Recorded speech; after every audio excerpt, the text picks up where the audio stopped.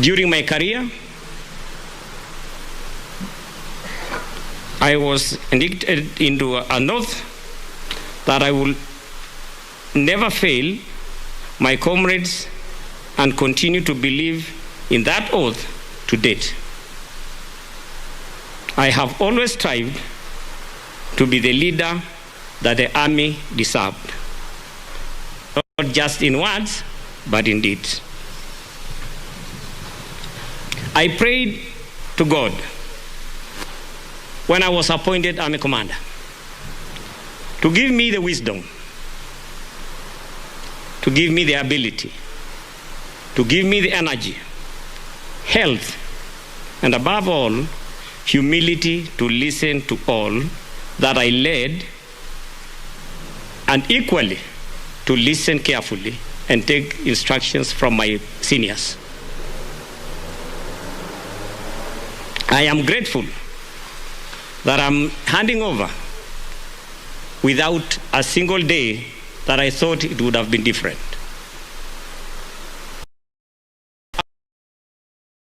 I've led the Army not because I was strong, but because the team behind me and those in front of me were a strong team to work with. The formation commanders who are here with me today, and the resilience of the Kenya Army soldier has led us this far. Even with the contemporary situations that we face, the challenges of these days, I prayed to God to give us the energy to move forward. I am appreciative with the support I got from the Defense Headquarters, from the Ministry, and from the Chief of Defense Forces, General Kiboshi himself. That support and support of all my formation commanders, led by the Deputy Army Commander, the General Officers Commanding, and all the formation commanders, and the soldier made it happen.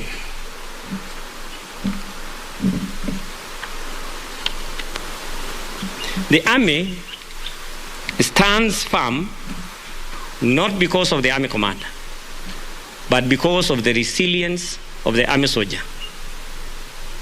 As I hand over the reins of power, this power can only be good if it is serving the purpose for which you have been given. I hand over to my friend, General Njiru, at a time when the Army is deployed in 6 theaters. The Army is deployed in close operations. It is deployed in hotspots. It is deployed in internal security. It is deployed in Boni. It is deployed in Somalia. And I have troops in the Democratic Republic of Congo. And those troops and those in between are the ones that keep the Army Commander awake more hours than you would have expected. But I want to encourage the incoming Army Commander that the support you have from the men and women of the Army, both officers and service members, is one you can count on. And mine is to urge all in the Army to provide the best support possible to the incoming commander. Commanders are appointed to take the lead and work through other leaders. And therefore, from the private to the general, everybody has a role to play. And you can only succeed through humility and working with them.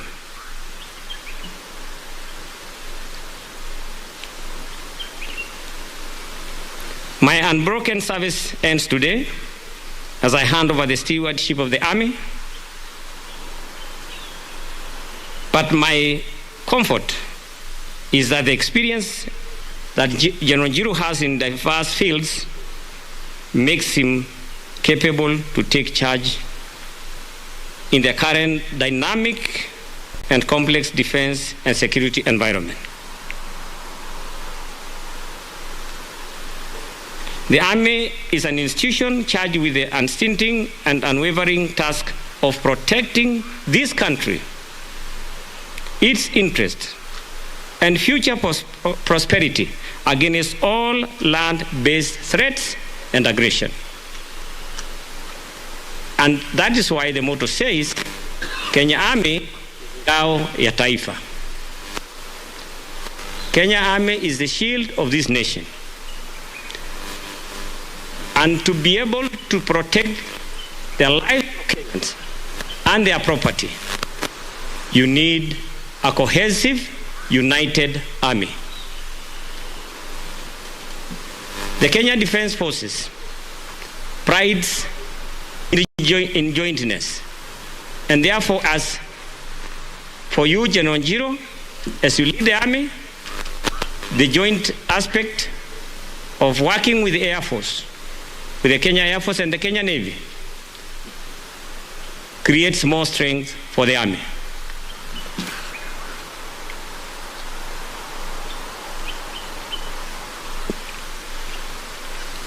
Kenya Army, as a constituent of the Kenya Defense Forces, has played a huge role in national agenda by engaging in national development projects, which has greatly improved our image. This opportunity has definitely taken even higher the aspects of Kenya Defense Forces contributing to national development. As the Army, you will be called from time to time to take part in these programs. And therefore, apart from the core mandate that you have, you will also undertake tasks pursuant to our secondary role in supporting other agencies in terms of disaster or other natural calamities.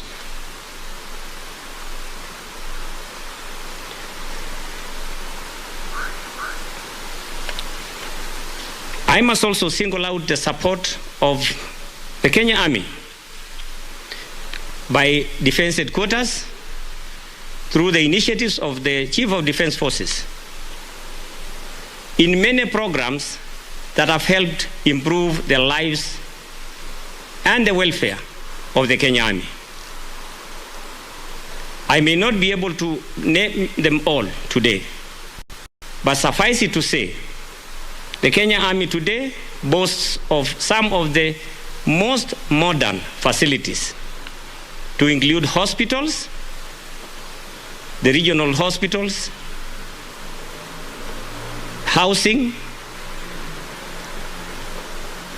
and equipment for the army. And that as you take the reins of leading the army, I have no doubt that that support is even going to be improved. There are programs that are completed, there are those that you will continue with. But it is important to remind that equipping the army at all times so that they become the insurance that Kenyans want is a very important aspect to pursue.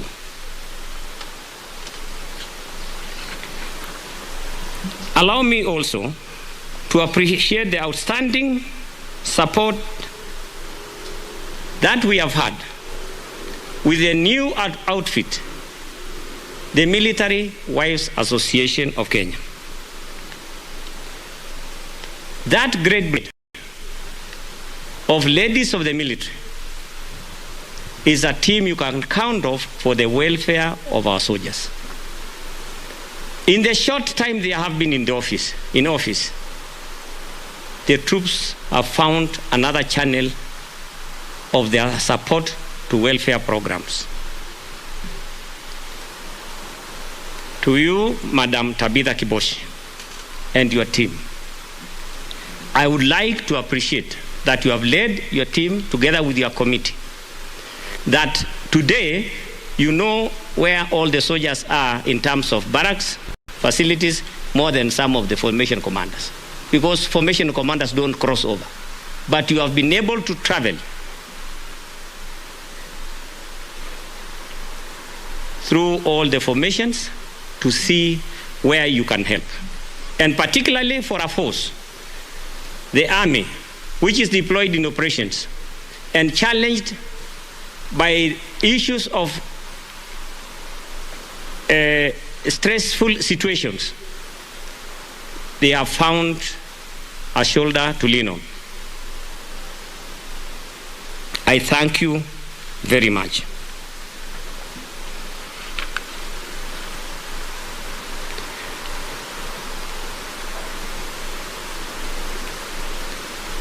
To our families who have supported us through our tenure, I joined the army when I came from my place of domicile alone.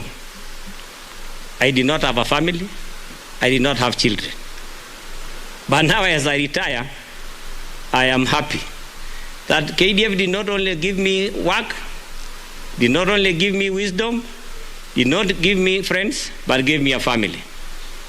And I want to introduce my wife, Susan. Susan is my wife. And na watoto wasimame. Yeah.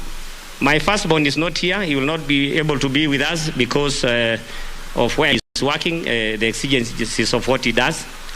And therefore, the firstborn is not here. Secondborn is my daughter, Irene. Irene is the firstborn, is the secondborn. Brian is a thirdborn. Evans is the fourth. And my firstborn's wife, Michelle, in the middle. And little granddaughters who are here also to be with us today.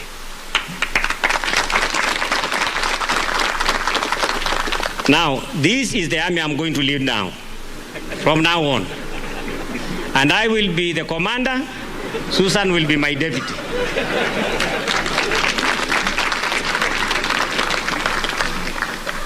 That cabinet is not a bad one. It is smaller than the one I've been managing. This big one was my wapi formation commanders wote simama. Formation commanders. GOCs. GOCs. Alafu staff officers simama hapa. Hii watu yote ndio walikuwa kwa mgongo yangu. General Njiru, you have less work because these good people will work for you. I have no doubt of that. Please sit down. So I leave this big one for this smaller one. And therefore, I am going to rest. Otherwise, at this age, kwenda kwa kazi ingine ngumu, hapana rahisi.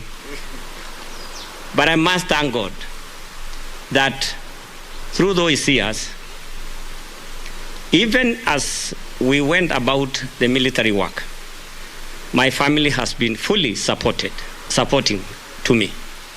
There is no single day they have asked me, what is this Ahmado you keep talking about? What is this Beleskogan you're talking about? They have never asked that. They always prayed that I do the best for the army in the time that I am in the army. I must also add that one of the issues that Military Wives Association pursues is the welfare of the military families. The military families. And I'm happy as I retire, this lady I met long time ago when she was young, I was also not old that time, is the same one I have, na ndiye tunaenda naye Sultanahmud pamoja. I urge you, my soldiers, take care of your families, because at retirement, you will begin to ask whether they are going with you or you are going your way. I am happy Susan said we are going the same direction. And that can only happen if you've shared what you've worked for with them. If you don't, then you have a problem. I appeal to you to take care of those families. Commander, as I finish, first of all, I offer my prayers. I offer my support when you require. I offer prayers to you and to your family, that God provides you with best wisdom to lead the army and gives you the comfort of mind that your family stays well, so that you keep to the job, because it will take many hours of your family. But with God's support and support of Defense Headquarters and support of these great people and the soldiers, you will make it. I have taken time to take the commander to where the troops are. I have taken him to close ops. I have taken him to Somalia. I have taken him to Lamu. He will find a way of going to DRC. But I assured him that the troops in DRC are well, because I saw them recently. And therefore, as he comes in, I have already taken him to most areas, because this was a deliberate plan.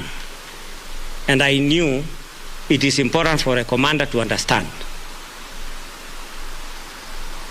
Commander, these staff officers and these soldiers seated here are only a fraction of what the army is. You have seen them in the field. But this handover today was about the headquarters Kenya Army. And therefore, these are the staff officers and service members who support you to lead the others outside this camp. And I want to also thank them before you. I must appreciate the staff officers and service members who have supported me in this headquarters for all that we have done in the 4 years.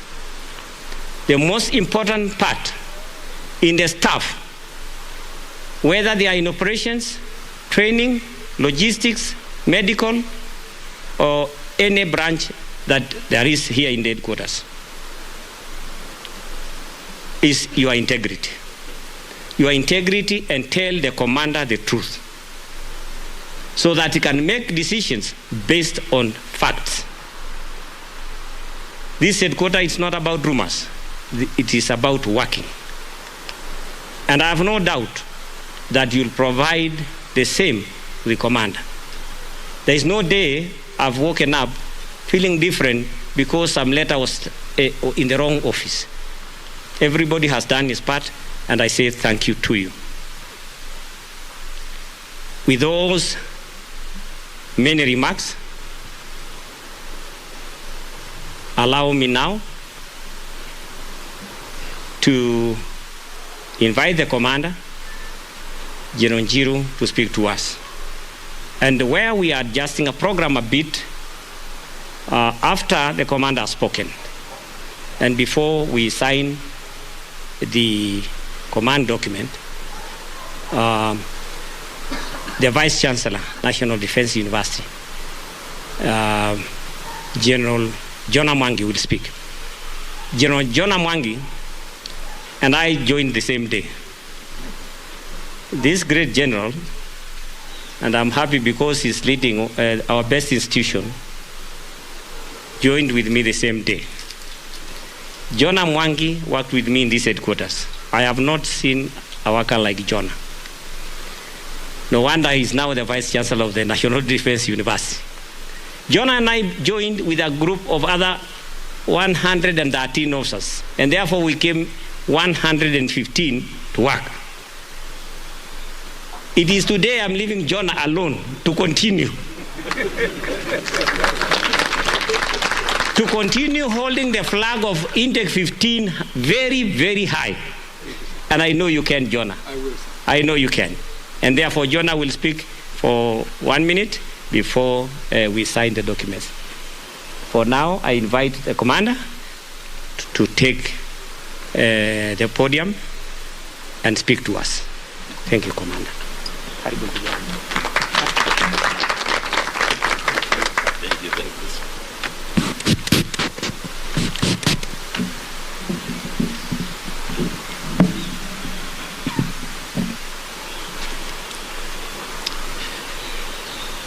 Outgoing Commander Kenya Army, Lieutenant General Walter Aria Koipaton, Deputy Army Commander, Vice Chancellor, National Defense University, Kenya, Commandant NDC, Commandant KMA, GOCs, General Officers, Formation Commanders, Chief of Branches, Senior Officers, Chairperson of MWAC, Madam Tabitha Kibochi, and our esteemed team, DFSM, ESM, our dear families present, warrant officers, senior NCOs, and service members present. Good afternoon. Good afternoon once again. Kenya Army. Kenya Army.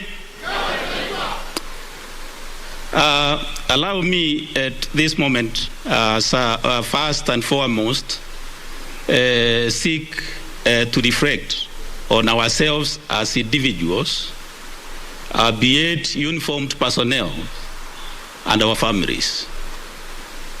Because if we look into ourselves, we come from every corner of this great country. And God saw it fit for us to come together, join KDF, and most importantly, Kenya Army, and therefore become one family. I also want to recognize the families, because when they joined us, whether they are here or the ones in our families, they accepted to be part and parcel of this great family of Kenya Army.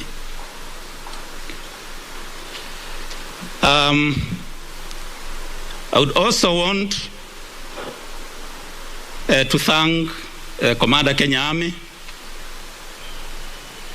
the CDF, Defense Council, and also the Commander-in-Chief for having the confidence and trust to see that I can take up the challenge of being the Army Commander, and I'll remain indebted to all of them.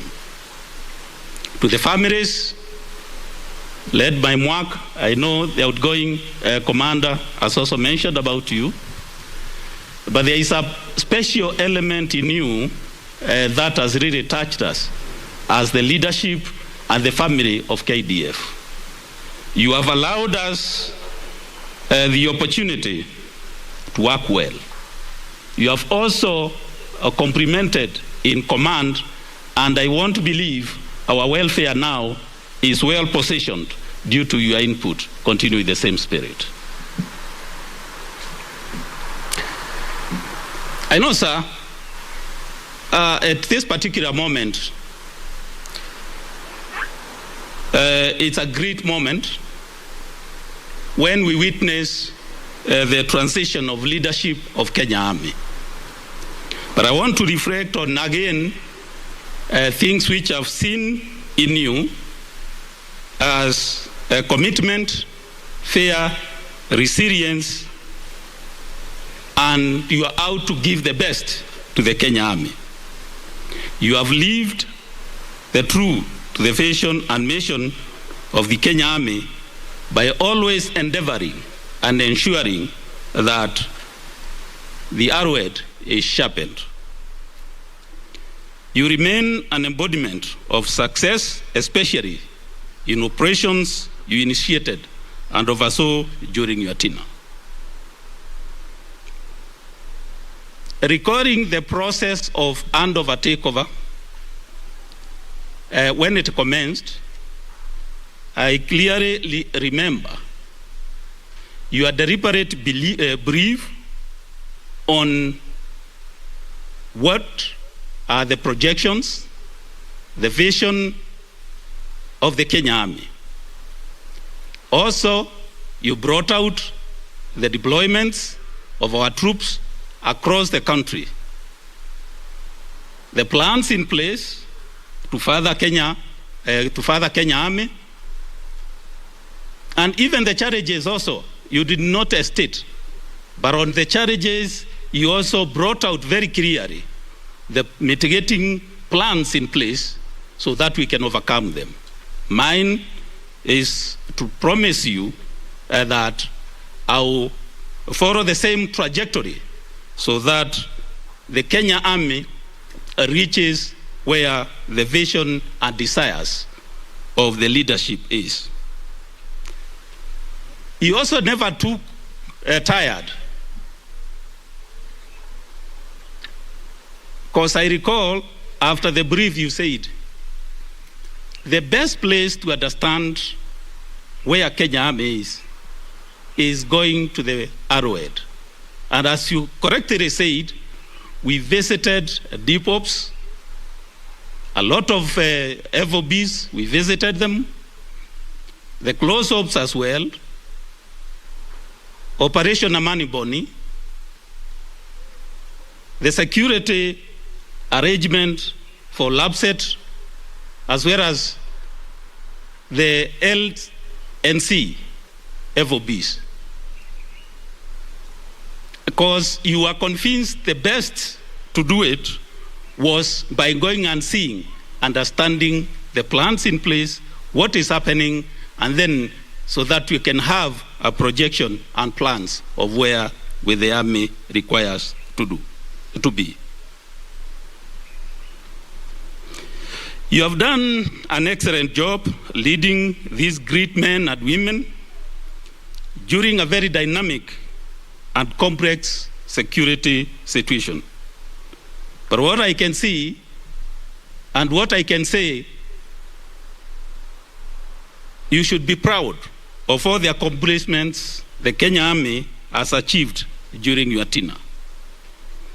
After your 4 years of stewardship, you are leaving a stronger army, an army that is founded on professionalism and able to respond to any crisis or any developmental plans or tasking are allocated to the army. We have seen enormous patriotism in defending the territorial integrity of our country against external aggression and aiding the civil authorities whenever called upon as enshrined in the Constitution of Kenya.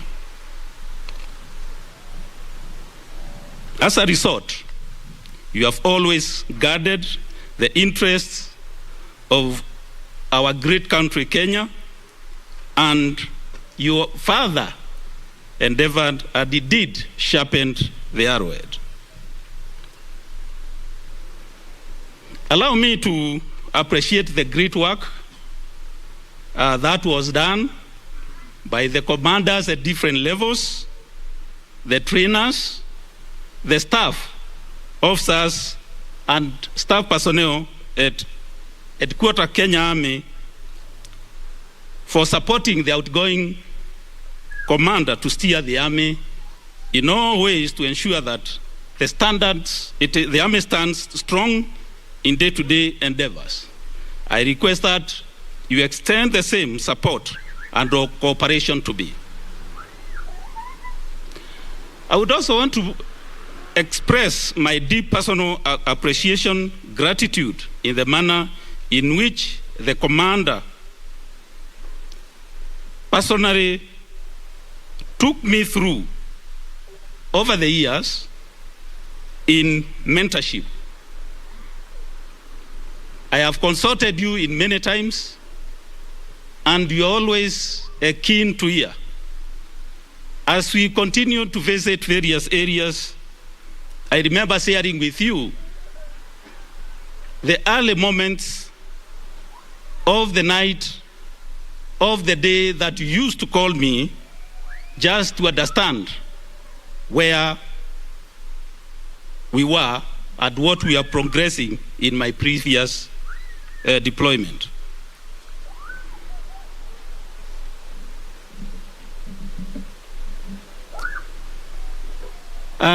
For the leadership of various formations, as I have mentioned earlier, I would also want to assure you the same commitment that the commander had to you through guidance, I will also offer you. So my doors will remain open so that we can continue with the same arrangements. I understand there are a lot of challenges we are facing today, but with the plans in place and teamwork, we shall overcome.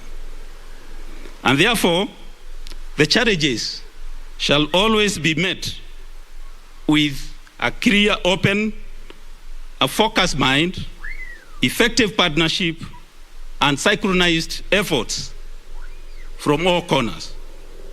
We shall continue providing deterrence, confronting us, as well as the diverse demands of irregular and hybrid warfare. Our ability to respond when called depends on the skills and dedication of the great men and women serving the army.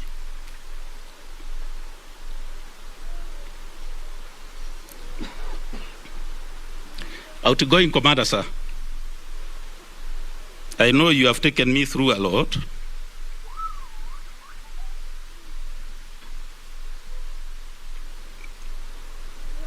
But there is nothing that we can offer you at this particular moment. What we can do is to offer prayers to you, seek God's blessings and good health when you are going to your next commitment.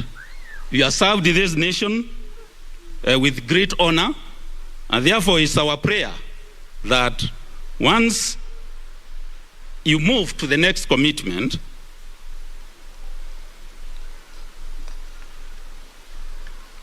which usually is our 5th period of training. The resettlement is our 5th period of training. So we pray for you that you have enough energy and strength to be able to effect or implement that next commitment. And to our command group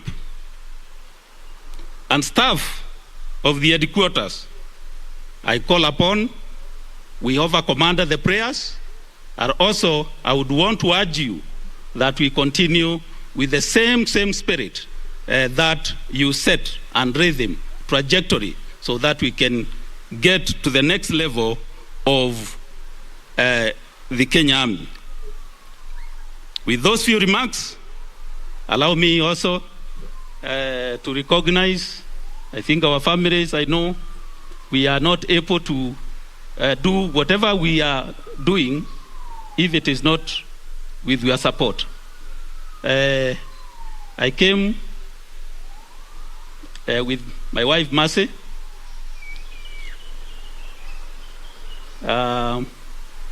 She's Mercy Bogo. I know many of you call me Njiru, but she's Mercy Bogo.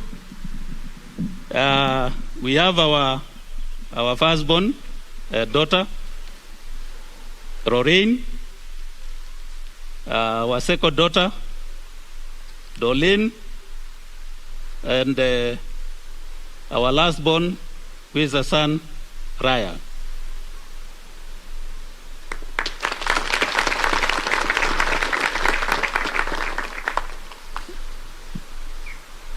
Next.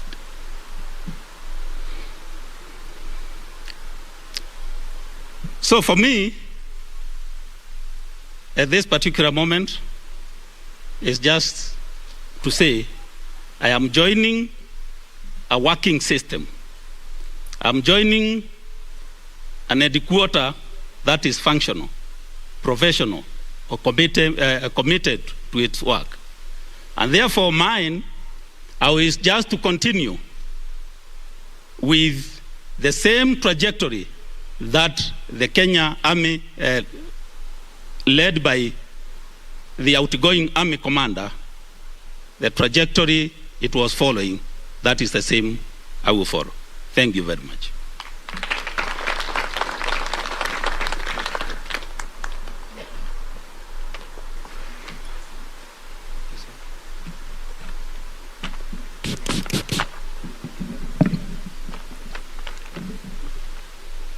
Thank you. Our outgoing commander, General, together with your family. Our new commander, Lieutenant Njiru, together with your family. The general officers present here, the formation commanders, senior officers,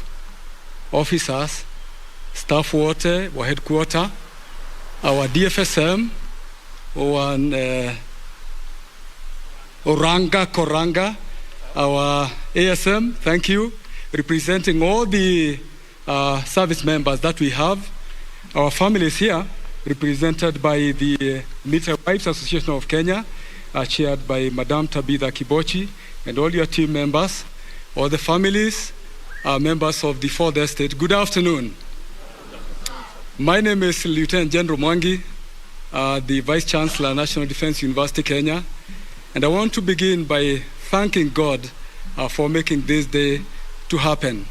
Let me also thank the outgoing commander and the incoming commander for inviting us to this very historic occasion of command changeover at the headquarters, Kenya Army, and of course, of the Kenya Army. It's a great moment indeed.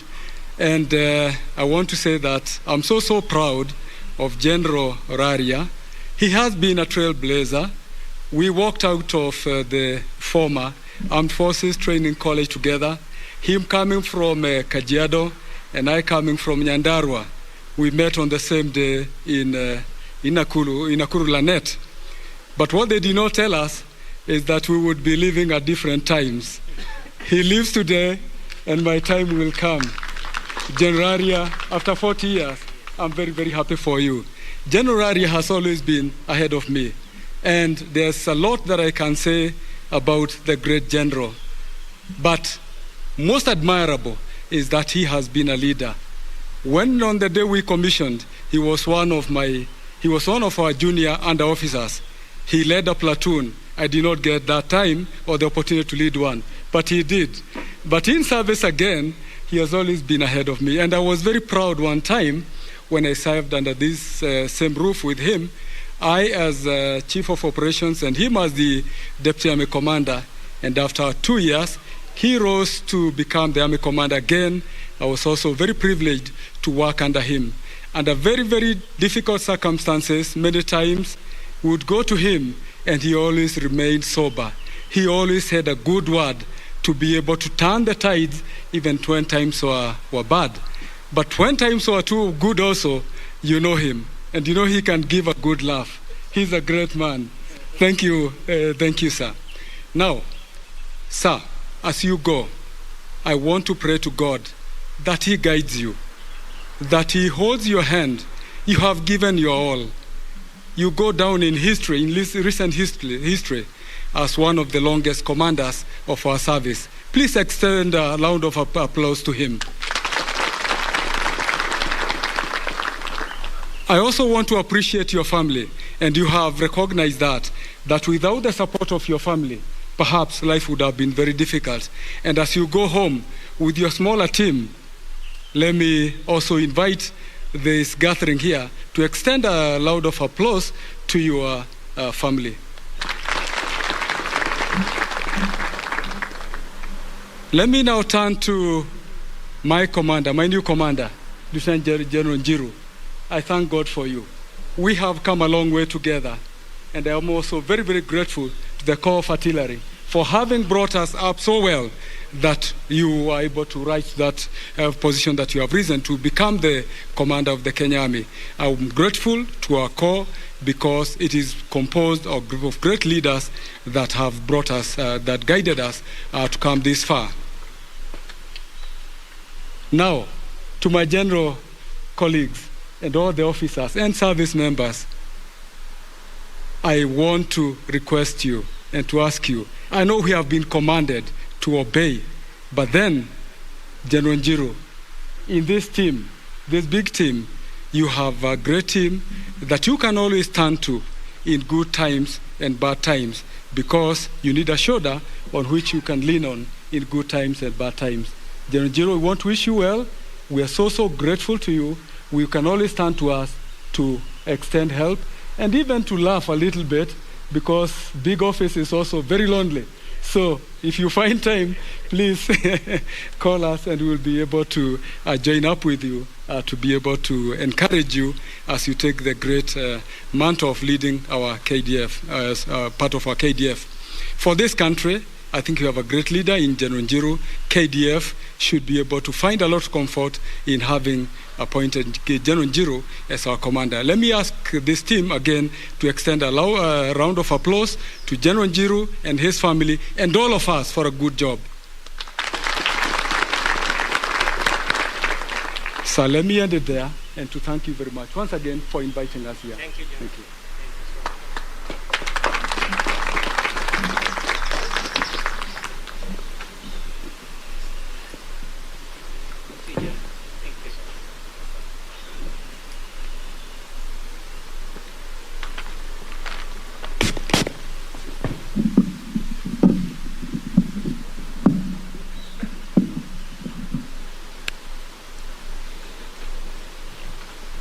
Sir, the next item on the program will be signing of handover and taking over certificate.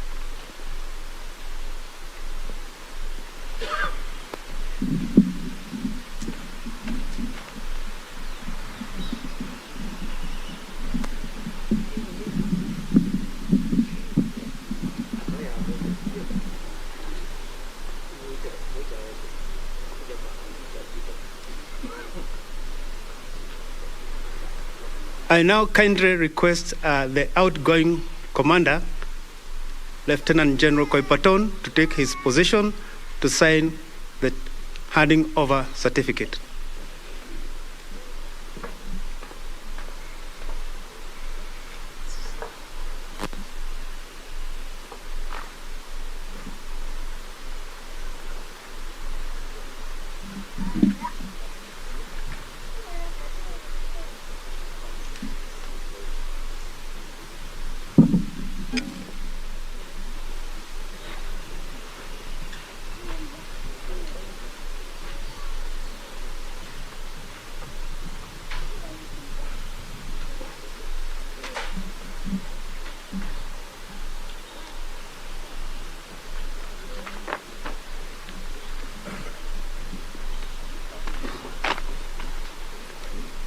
Next, sir, I kindly request the incoming commander, Lieutenant General Njiru, to take his position to sign the taking over certificate.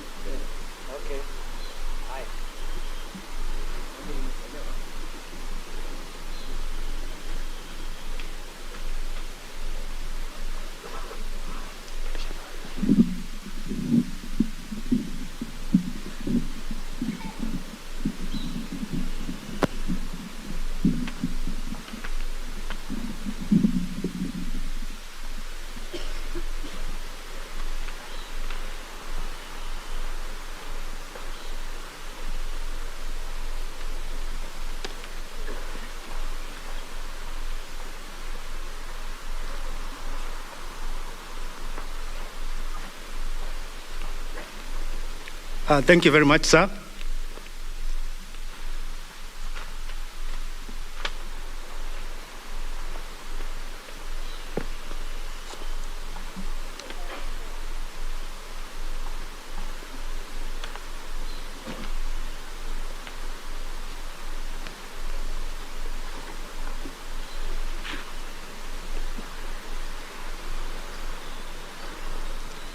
Next, I'm going to read to you a short biography of the incoming commander.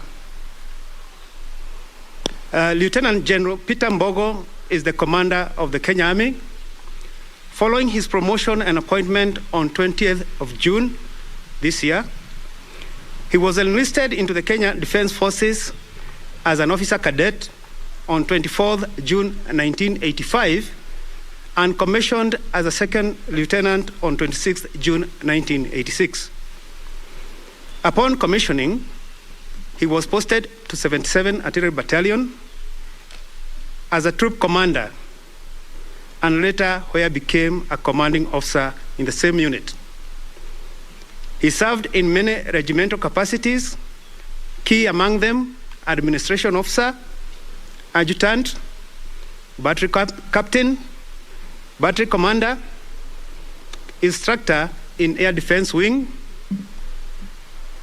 staff officer 2, training, also an instructor in gunnery, a desk officer, operations and logistics, staff officer 2 in personnel and logistics, a battalion second in command, and became a commanding officer in 2006 in 77 Artillery Battalion in Mariakani. During his illustrious career in the Kenya Defense Forces, Lieutenant General Njiru has held various command and staff and instructional related appointments in various Kenya Defense Forces establishments, including Staff Officer 1 or an SO1, responsible for operations, plans, doctrine, and training at the Kenya Defense Headquarters. In addition, he served as an ADC to the Commander-in-Chief, Commandant Recruit Training School in Eldoret, Commandant Kenya Military Academy in Lanet, Commandant Joint Command and Staff College, formerly known as Defense Staff College, in Karen, and currently he is the Commander, Kenya Army. He has also served in the United Nations mission in Sudan, commonly known as UNMISS, where he was commanding officer of the Kenya Battalion and a staff officer in the United Nations mission in Ethiopia and Eritrea. Lieutenant General Njiru has attended diverse local and overseas courses related to leadership, command, and management. These include, but are not limited to, Junior Command Course, Grade 2 Staff Course, Peace Support Operations, African Disarmament Course, Joint Senior Command Course, International Battle Group Commanders Course, and Next Generation of Military Leaders Course, Royal College of Defense Studies Course, and Public Finance Management Workshop. Lieutenant General Njiru is a graduate of Royal College of Defense Studies course in the United Kingdom, and he earned a Master of Arts in International Security and Strategy from King's College, London. In recognition for his distinguished and exemplary service, His Excellency, the President and the Commander-in-Chief of the Defense Forces, has awarded him Chief of Burning Spear, that is CBS, among others. Lieutenant General Peter Mbogo Njiru is married and is blessed with 3 children. Thank you very much. And next now, we will have the change of a guard parade, march on.